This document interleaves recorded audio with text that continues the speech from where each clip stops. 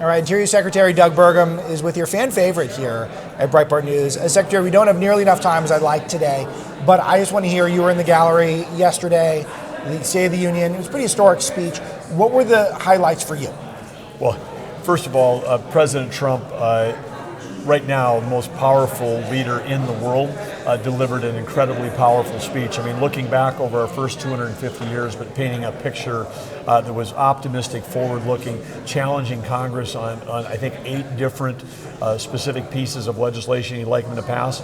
And so it was courageous what he was doing. It was patriotic. I mean, it's not just having the hockey team there, the gold medal winners, but when you go to a speech like that, you know it's going to be incredible, but you don't know that you're going to be sitting in on 2 Congressional Medal of Honor award ceremonies. I mean, literally opening up for America to see what is normally a private event. And my dad served in World War II. Here you got a guy that's 100 years old that served in World War II, getting this the medal, along with someone who just weeks ago is one of the heroes of the Maduro arrest. Brilliantly executed, brilliant speech, and I think, again, paints an incredible picture for how much he cares about every American. So I was in a meeting with the president, and he was singing your praises. This was off record, so I'll stop there. But he did say, my oil guys are great, and he's referring to you and Secretary Wright. And so a lot of what he's trying to do is come up with creative ways to get revenue for our country without having to tax people more, which is, I can't believe no one ever thought of that maybe we'd come up with other ways other than just putting a gun to your head and taking more of your money. So update us on the agenda, the deregulation agenda, the tapping our own resources agenda from your vantage point. Well, President Trump, it's fantastic having a business person as president, because we take the Department of Interior, probably the most misnamed department in all of government, because we have 500 million acres of land, 700 million acres of subsurface rich with minerals, whether it's oil and gas, critical minerals, clean, beautiful coal. We've got 3 billion of offshore acres, including all the Gulf of America and everything from American Samoa to the U.S. Virgin Islands, because all the territories are also part of Interior. So we have this enormous resource. Standalone, if Interior was a standalone company, it'd be the largest balance sheet in the world. President Trump understands what a balance sheet is, and he also understands that under Biden, that balance sheet was producing less and less revenue every year, because let's not cut a tree, let's not graze a cow, let's have no oil and gas lease sales. We've turned that whole thing around, because these were lands and resources that are put away for the benefit and the use of the American people. I'm not talking about national parks or wilderness areas. I'm talking about the general public land, like in the Bureau of Land Management, was meant to produce revenue. So getting our balance sheet going and getting revenue up so you don't have to raise taxes, President Trump gets that.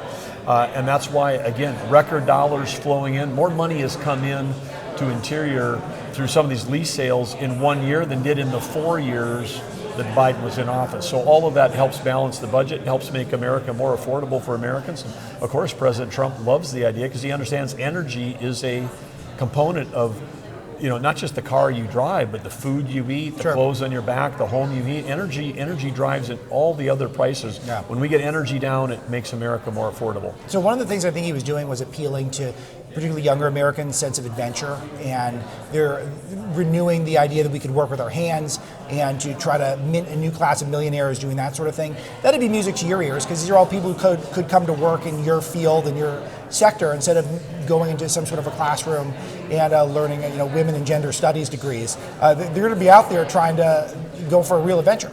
Well, they are, and of course, when we think about the trade craft, these are all really high-tech jobs. I mean, if you're going to be an electrician today, if you're going to be a plumber today, if you're going to be a heavy equipment operator. I mean, I just riding along in North Dakota when I was governor with the guys that were driving snowplows, he felt like you were in the flight deck of a 747 with all the equipment in there.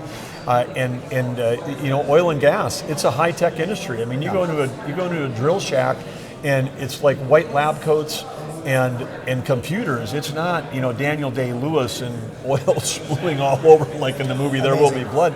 And I'm talking to some 25-year-old kid in North Dakota. They got to go down 2 miles, turn a corner, go 2 miles horizontally through a 30-foot strip of rock. And the kid says to me, "Sir, if your house was 2 miles down and 2 miles over, I could drill the lockout on the front door."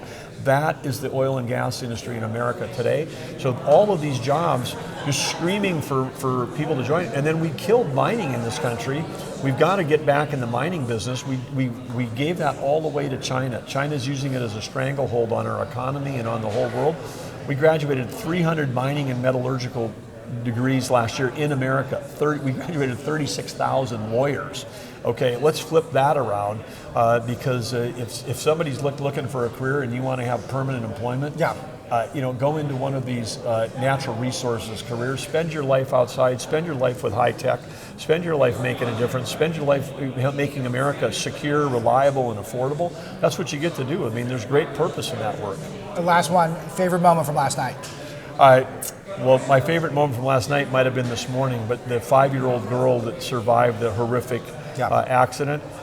When I was at Fox Studio early this morning, her family was there, and she came up to me, and I got a round the neck hug from her, and that was and to see her parents and her dad that was holding her up last night, and to see this courageous little 5-year-old girl. I mean, it was both. Your heart is grieving because of the accident, but you're also inspired by the courage of that family, and that was a special moment. Trump is a way of telling those types of stories. He does. Really, he brings it home. He brings home the depth of his care for every American. Well, thanks for always making time for Breitbart News, Interior Secretary Great Doug to be with Burgum. you.